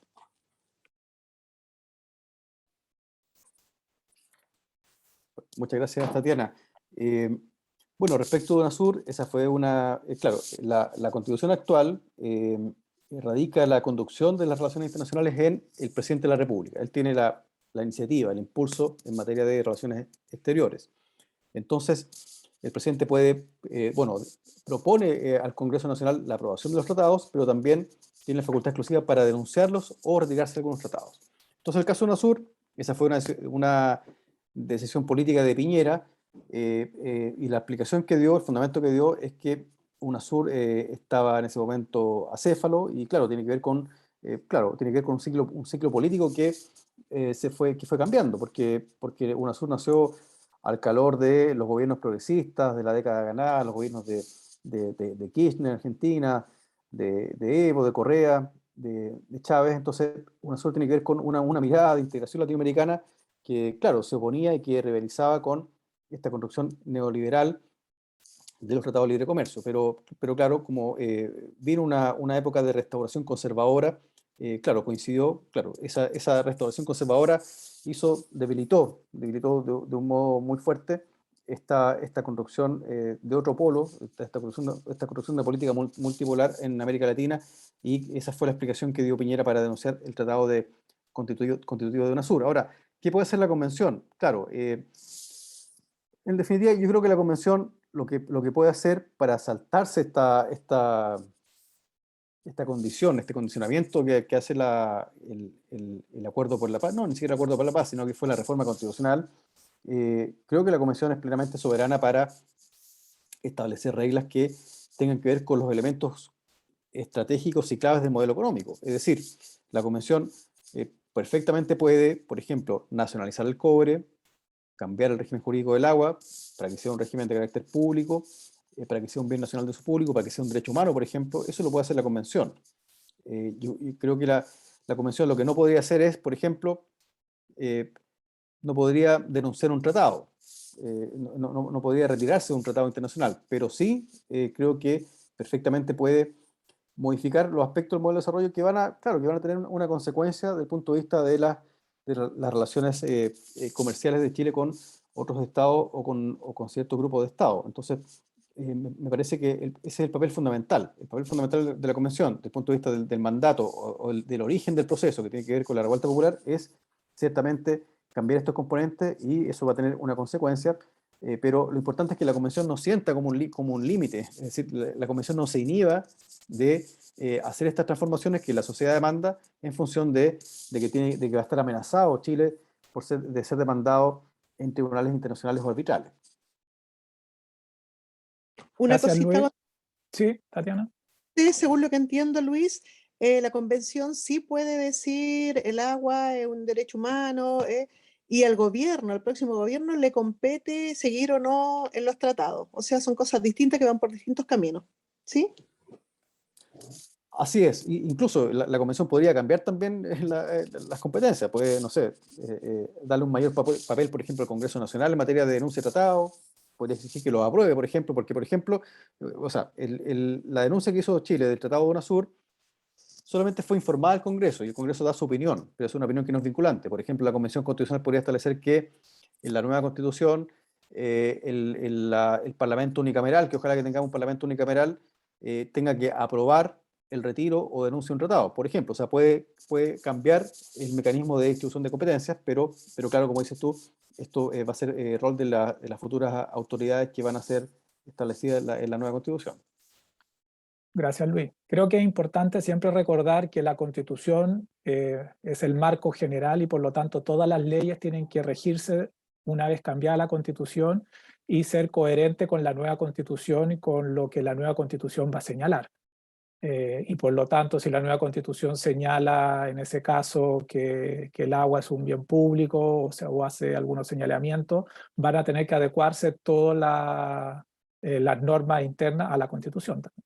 Y por otro lado, también recordar que antes recordaban del profesor, se me fue el nombre, el profesor Palma, que señalaba que los tratados internacionales, él es un gran estudioso de los tratados desde el ámbito económico, los tratados internacionales siempre tienen capítulos y tienen segmentos del tratado que definen efectivamente las controversias o las formas de salida. Entonces lo que él siempre señalaba, lo que se puede hacer siempre es salirse de acuerdo a las normas que el tratado establece, pero los tratados dan marcos también para poder adecuarse cuando las legislaciones del país se adecúan. Cada tratado son diferentes, pero en general los tratados señalados también contemplan esos elementos. Bueno, dejo nuevamente Juan Carlos, que está viendo la palabra, que tiene la mano levantada. Hola, sí, un poco siguiendo el hilo de lo que acabas de comentar, Gonzalo, me estaba surgiendo la misma inquietud. O sea, los tratados internacionales, pero en particular los de libre comercio, me imagino yo que tienen capítulos, una redacción con algún procedimiento para que alguno de los integrantes del tratado lo pueda abandonar. O sea, no creo que sea una cosa de que un integrante del tratado diga, no, yo llego hasta acá nomás, de forma unilateral, sin que no haya algún tipo de sanción por parte de la misma redacción del tratado. O sea, a eso voy. Mi pregunta va, ¿existen procedimientos en cada tratado para abandonar el tratado? ¿O se asume de que el tratado es perpetuo, no tiene fin? Es mi pregunta para Luis. No sé si podría cargar ese tema. Luis, te dejamos con la palabra. Sí, Juan Carlos, claro, cada tratado contiene reglas respecto de la denuncia o el retiro, el procedimiento, a lo mejor mecanismos de salida, pero claro, no hay tratados perpetuos, digamos, siempre están sometidos a la voluntad soberana de cada Estado. Entonces, cada tratado contiene esas normas respecto de la denuncia, y también hay reglas generales que están contenidas en la Convención de Viena sobre Derechos de los Tratados.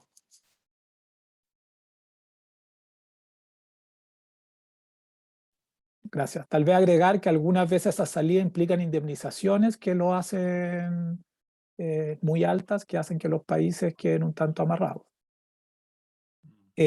No sé si hay alguna otra opinión, alguna otra consulta que se quiera hacer. Sí, Diego Monares. Diego. Hola, buenas tardes. ¿Me escuchan bien? Ah, ya. Bueno, primero que nada, muchas gracias a don Hugo por su exposición. Siempre con mucha información, y muchas gracias a Luis por la exposición. Bueno, yo soy abogado y también me interesan un poco los temas de derecho internacional. Y al igual que Luis, yo igual soy de la posición de que el artículo 135 es una norma meramente competencial, ¿no? En el sentido de que la Convención Constitucional no puede denunciar o firmar tratados o negociar, ya que actualmente eso está regido por la Constitución y está entregado principalmente al Ejecutivo. Y lo que dice textualmente es que el texto tiene que respetar los tratados internacionales actualmente vigentes. Lo que, en mi opinión, deja la puerta abierta para que el texto constitucional, en algún artículo transitorio, por ejemplo, pueda mandatar a algún órgano que se cree o que ya esté pensado más o menos, como el presidente o el Congreso, para que bajo ciertas condiciones, en cierto plazo, denuncie o apruebe tratado. Porque ahí ya nos saltamos esa norma competencial y mantenemos y respetamos los tratados actualmente vigentes. A mí lo que me llama la atención también es que el 135 se refiere solamente a tratados internacionales, siendo que en el derecho internacional hay distintas fuentes, aparte de los tratados, que son la costumbre y los principios generales del derecho. Y yo creo que igual ahí hay que hacer como un estudio más acabado sobre esto, porque claro, derecho internacional tenemos tratados de protección de inversiones, tenemos tratados de libre comercio, tenemos tratados de derechos humanos, pero también tenemos tratados sobre, no sé, reconocimiento de licencia de conducir extranjera. Y siempre nosotros ahora lo que nos preocupa es los tratados sobre protección de inversiones o tratados de libre comercio. Y claro, pues cuando vemos el tema de la protección de las inversiones, al tiro salta quizá lo más manifiesto que podría violar esos tratados o ese derecho consuetudinario, que es la expropiación. Pero la expropiación no es que esté vedada en el derecho internacional, sino que tiene que ser con una indemnización, que tiene que cumplir ciertos requisitos. Y eso no solamente está protegido por los tratados, sino que también por el derecho consuetudinario. Los tratados de protección de inversiones van más allá cuando tienen cláusulas como, por ejemplo, trato justo y equitativo, así tal cual, es una norma demasiado indeterminada que los tribunales arbitrales, que el CIADI principalmente, han ido construyendo el contenido normativo. Pero claro, en definitiva, yo creo que hay que hacer un estudio más acabado con respecto a los temas económicos, porque también los tratados de protección de inversiones tienen,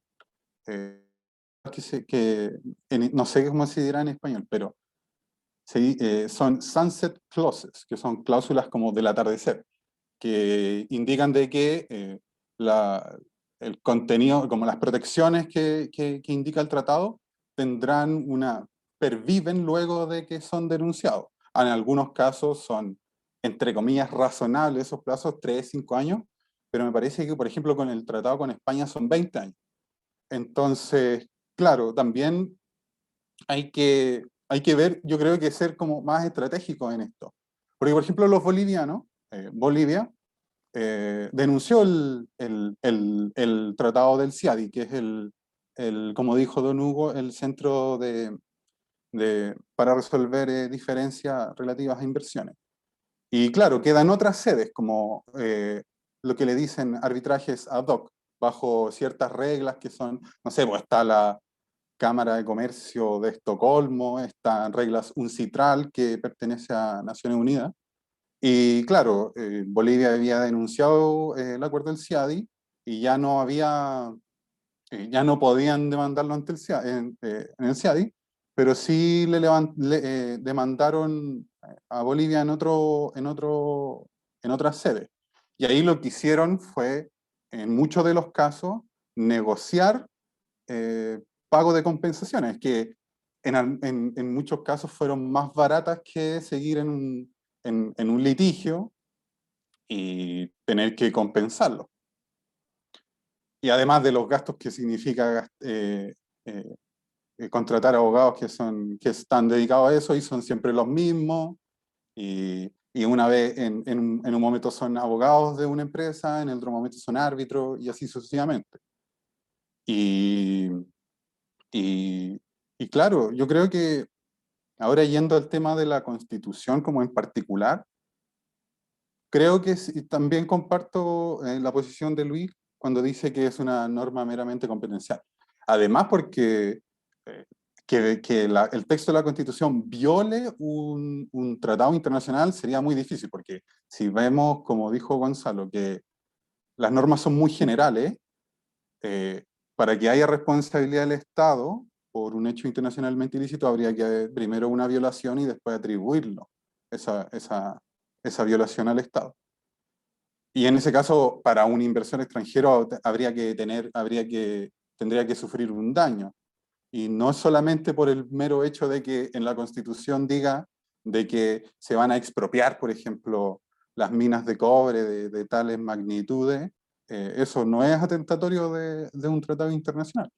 Entonces yo creo que es súper difícil eh, tratar de salir de esta maraña de derecho internacional económico que protege a los países grandes, a los inversores extranjeros, pero yo creo que sí hay que ser estratégico, porque además hay un montón de juego sucio detrás de todo el tema de los tratados de inversión y de los arbitrajes de protección de inversión. Porque, claro, yo me imagino que muchas de las empresas extranjeras que no están cubiertas por un tratado de inversiones, quizás están reestructurando sus negocios para moverse a un país que sí tenga protección por un tratado bilateral de inversiones, por ejemplo. O que mismos empresarios chilenos estén trasladando sus empresas a un país que sí tenga protección de inversiones. Y claro, pues después, si hacemos esto mal, después vamos a quedar como Argentina, que en todos lados le andan persiguiendo bienes para cobrar las indemnizaciones por estos mismos casos, como fue el caso de un buque de guerra que le embargaron en África, que después pudieron liberarlo por derecho del mar, por otro tema, pero claro, y además también están las cuestiones políticas, de que si, no sé, pues si a Estados Unidos no le gusta algo, nos pueden después, juegan las mismas tretas que hacen con Venezuela, etcétera, etcétera. Entonces, yo creo que, claro, mi pregunta con respecto, después de este breve comentario, eh, es a Luis, así como ¿qué hay? Más que nada, no es tan técnica la pregunta, sino que si existe alguna articulación para ver estos temas, cómo afrontarlo, porque esto es una reacción, todo este tema del derecho internacional económico, y lo que yo he podido leer es una reacción a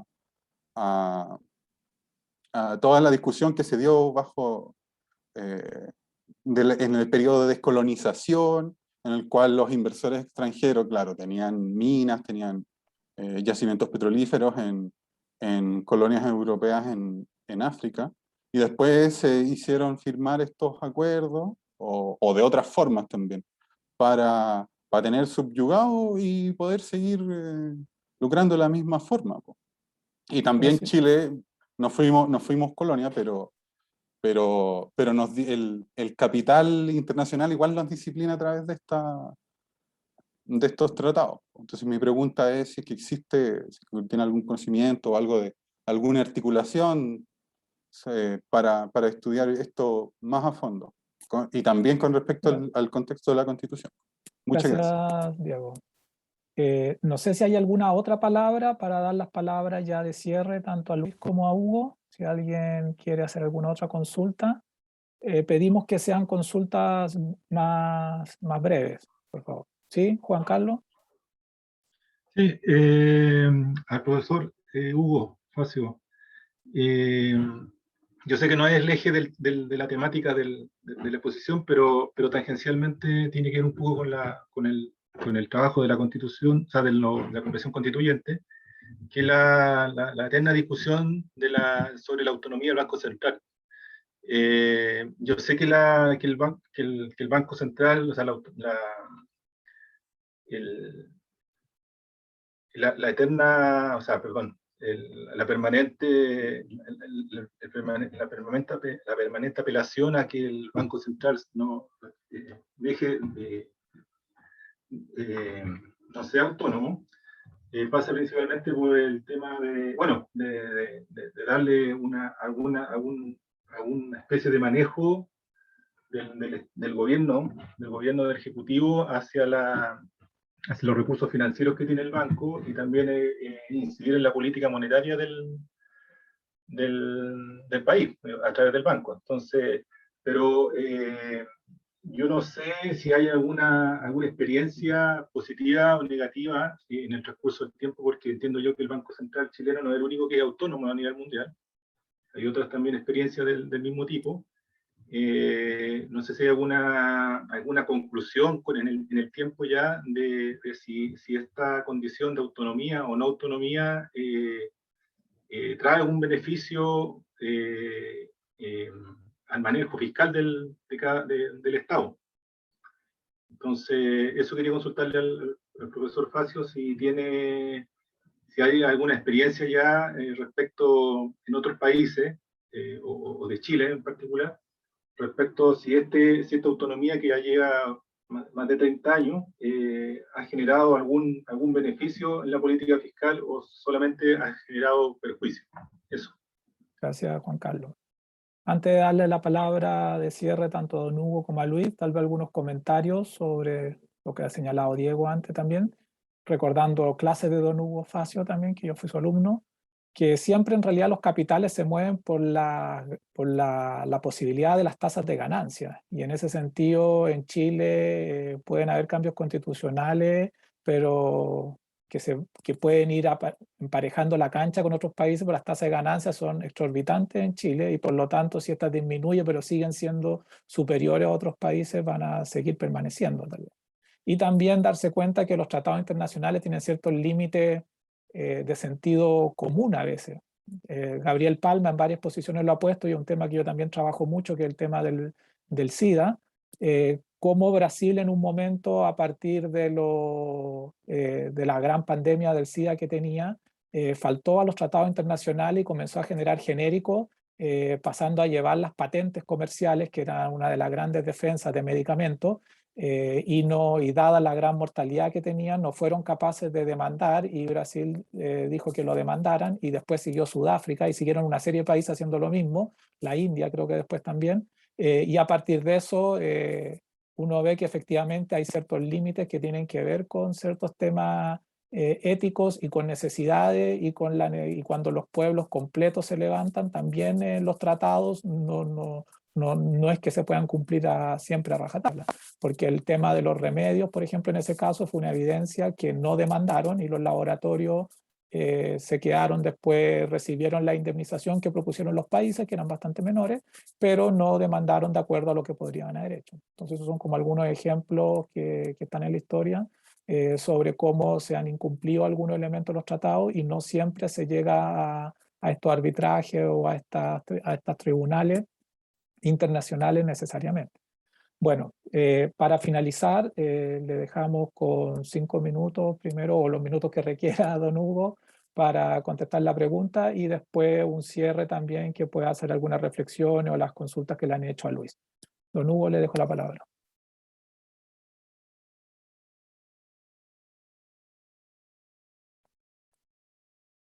Déjame ver si...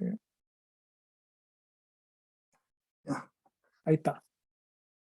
Bueno, primero yo quiero partir al revés de lo que tú planteas, Gonzalo. Voy a partir por la cosa de la que se ha discutido sobre la cosa del problema en que estamos con los tratados internacionales.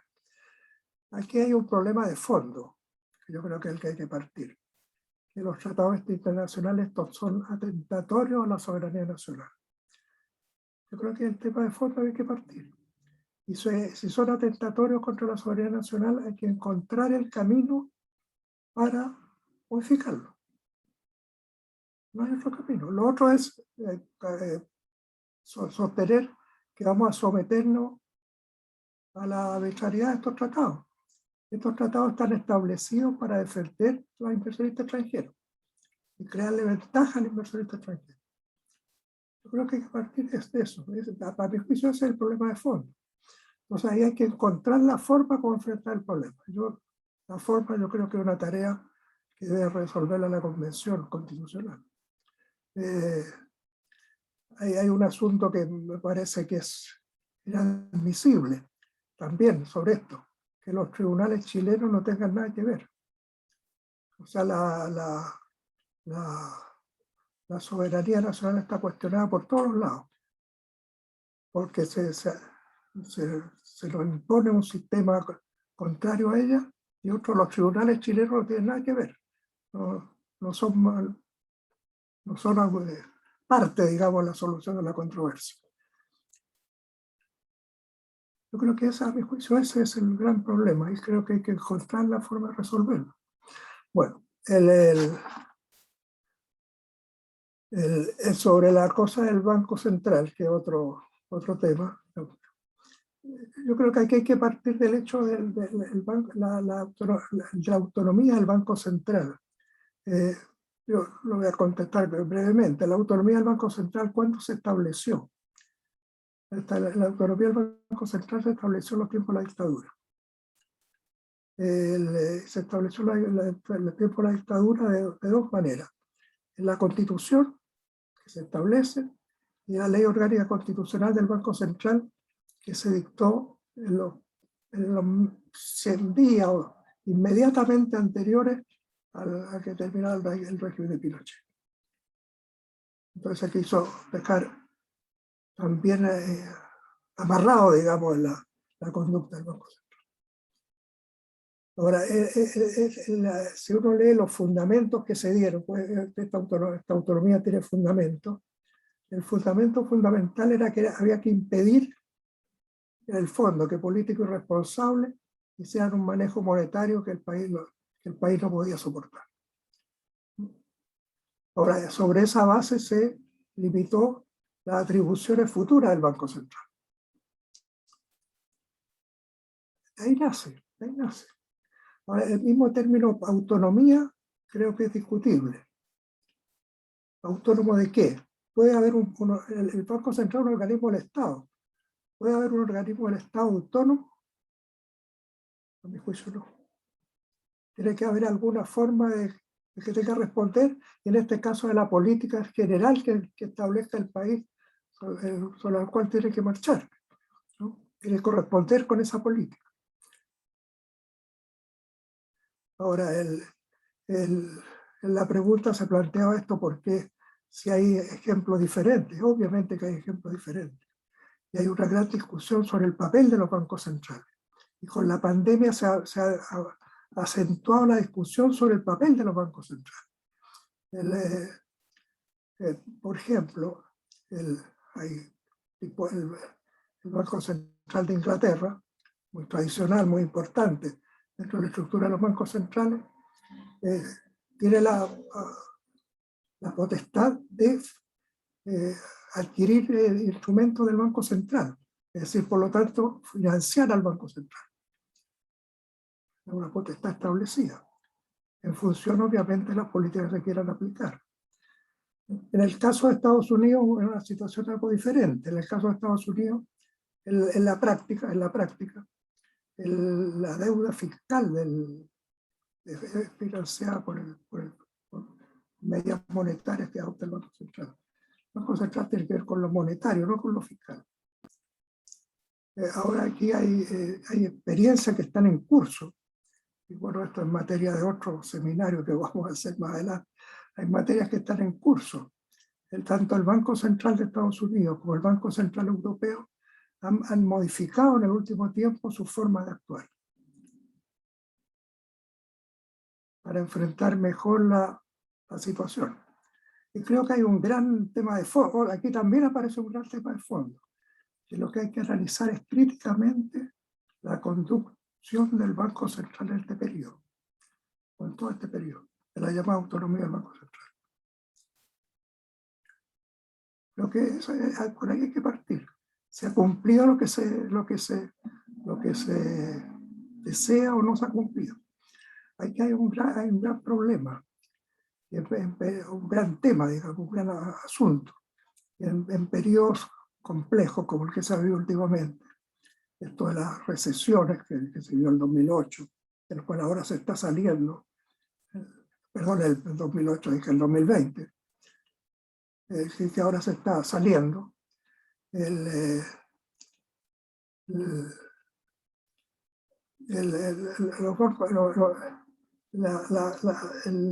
hay determinados mecanismos de los bancos centrales de política monetaria que históricamente no han resultado. Y les quiero solo ejemplificar con una cosa muy simple. El Banco Central ha funcionado desde todo este periodo en Chile, también en el mundo, con tasas de interés muy bajas. En teoría, tasas de interés muy bajas es una cosa que busca estimular la economía, que se adopta para actuar al revés, para sacar la economía adelante. Entonces, si nos preguntamos qué ha pasado con la marcha de la economía el año pasado en Chile, recesión, con tasas de interés de política monetaria anticíclica, llamémoslo así. ¿Qué pasó en Estados Unidos? Recesión en las mismas condiciones. Es decir, hay que entender las limitaciones que tienen las políticas monetarias y cuándo pueden dar resultados. Y en ese sentido, la conducta concreta que ha seguido el Banco Central en Chile es claramente discutible. Y está planteada en la discusión en este momento también, en que nuevamente se está marcando un proceso de aceleración de la inflación. Yo hasta ahí llegaría, a mi juicio, yo insisto en esta idea, que tenemos que partir de los problemas de fondo que necesitamos resolver. Y a partir de los problemas de fondo que se necesitan resolver, tenemos que encontrar cuál es el camino, sugerir cuál es el camino que puede ser más apropiado. Gracias, profesor Facio.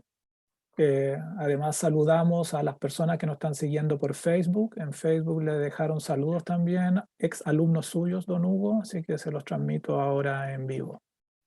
Para cerrar, le damos la palabra a Luis, que pueda hacer un cierre de acuerdo a las cosas que se han consultado, o la idea o los temas que quiera finalizar. Gracias Gonzalo. Mira, algo que se me había ido recién cuando preguntó Cristóbal respecto de la República. Un elemento importante de la República es también, además de que exista igualdad de estatus jurídico, igualdad ante la ley, es que las autoridades sean electas, es decir, que no haya una casta que se vaya reproduciendo de forma hereditaria como las monarquías, por ejemplo. En la República las autoridades son electas democráticamente. Entonces también es un elemento de una república. Respecto a los interesantes elementos que incorpora Diego es sobre los tratados internacionales y la pregunta que hace al final sobre si existe alguna articulación, la verdad no lo sé, no lo conozco, si existe alguna articulación para enfrentar este problema específico, pero pero creo sin duda que esto finalmente tiene que ver mucho con una cuestión de fuerzas, de fuerzas políticas en primer lugar, de cómo se articula en la convención, quienes están representados en la convención, y también de fuerza social, es decir, cómo si se reactiva de algún modo la movilización, tal vez con otras características distintas, por supuesto, a lo que vivimos en Chile del año 2019 en adelante, pero que en definitiva permitan presionar a la convención para resolver la cuestión fundamental que es el modelo económico. Y claro, acierta el profesor Hugo Facio al decir que el problema principal es la soberanía, cómo está limitada la soberanía en virtud de estos tratados internacionales, cómo esa limitación impacta en la vida de las personas, que es justamente lo que quiere resolver la nueva Constitución. Entonces, claro, por un lado, desde el punto de vista de lo político, a propósito de lo que mencionaba Diego sobre una articulación, se ha dicho que de la forma como está compuesta la convención, que hay 77 constituyentes que provienen de fuerzas que tienen propuestas, que hicieron propuestas durante la campaña, que ponen fin al rol subsidiario del Estado, que supera la economía extractivista, que son partidarios del Estado plurinacional, que quieren profundizar los derechos laborales, cambiar el sistema previsional, terminar con la AFP. Es decir, hay una fuerza que es importante, que estaría compuesta por Aprodignidad, Frente Amplio, Partido Comunista, la Lista del Pueblo, listas de movimientos sociales de regiones, los pueblos originarios. Es decir, hay una mayoría, aparentemente, o una fuerza muy importante dentro de la convención que tiene una posición que conecta con la radicalidad de la demanda de la revuelta popular y del estallido social. Entonces creo que eso es importante, porque eso al mismo tiempo no hay que verlo numéricamente, sino que eso permea también hacia el resto. O sea, puede convencer al resto, y también hay que tener en cuenta que la derecha no alcanza el tercio. Ahora, eso siempre puede ir para allá o para acá. O sea, va a depender mucho de cómo, en definitiva, se articulen, cómo se logren convergencias respecto de asuntos fundamentales como los que hemos mencionado hoy día. Es decir, la propiedad, la administración de los bienes comunes, los recursos naturales, la provisión e intervención del sector privado en los servicios públicos. Todas esas posiciones tienen que ser, digamos, eso ahí se va a ver, esa va a ser la hora de la verdad. Cuando se discuten estos temas, vamos a decir, bueno, para allá va la Convención Constitucional. Entonces, pero al mismo tiempo, eso si no es acompañado, creo que eso es muy importante, de una activa fuerza social, bueno, se cae en una debilidad. O sea, por supuesto que a mi juicio, lo ideal, y para resolver el problema de defender la soberanía del proceso constituyente, o sea, para defender el carácter originario, refundacional del proceso, tiene que existir sin duda una reactivación del movimiento social que vaya acompañando el desarrollo de las distintas discusiones que se están dando en el seno de la Convención Constitucional. Y a propósito de lo que mencionaba Gonzalo, respecto, vinculado también con lo que planteaba Diego, sobre la posibilidad de que una modificación muy sustantiva en las reglas económicas y financieras de la Constitución impulsen una cierta huida de capitales. Claro, sin ser experto en el tema, pero recordemos que durante justamente la década de gobiernos progresistas en América Latina, por ejemplo, en el caso de Bolivia, fue bien importante.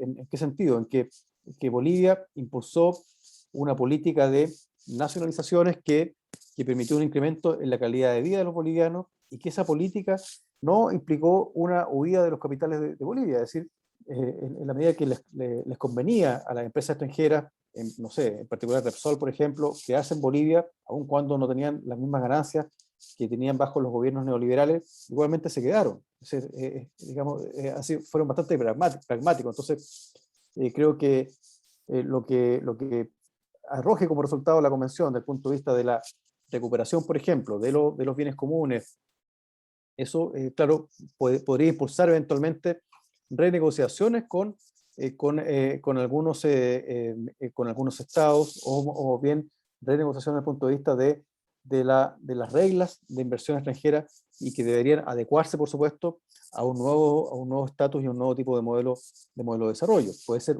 una de las salidas, no digo que sea legal ni mucho menos, pero puede ser una salida, y por eso que menciono el ejemplo boliviano.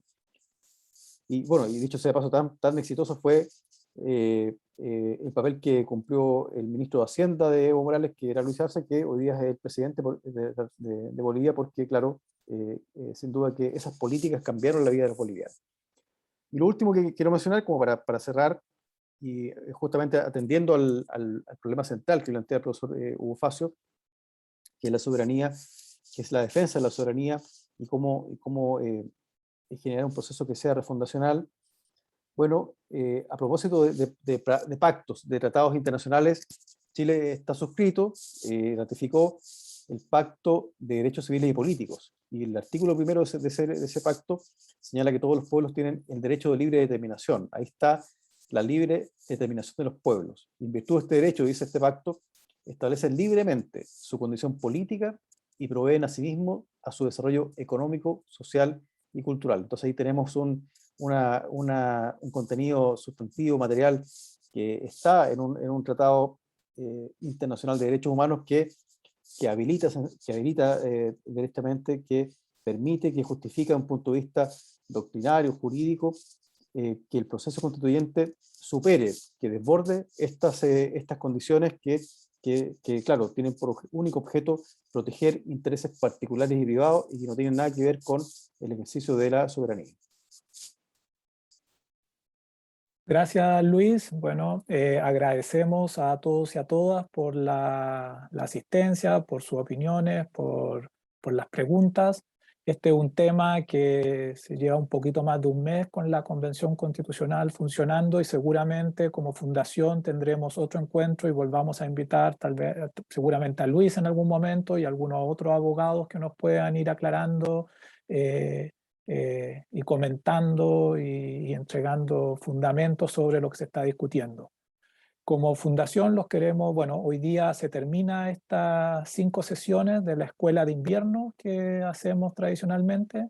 Seguramente tendremos una escuela por ahí por octubre, noviembre, que le estaremos invitando, y nuestra próxima actividad ya agendada es el próximo jueves 19 a las 18:30, en la cual Manuel Riesco dará a conocer y comentará el IMA6, el último IMA6, que son los índices mensuales de actividad económica interna que saca Senda todos los meses, y esperamos contar, como la última vez, con algún invitado o invitada que pueda comentar las cifras que da a conocer Manuel Riesco.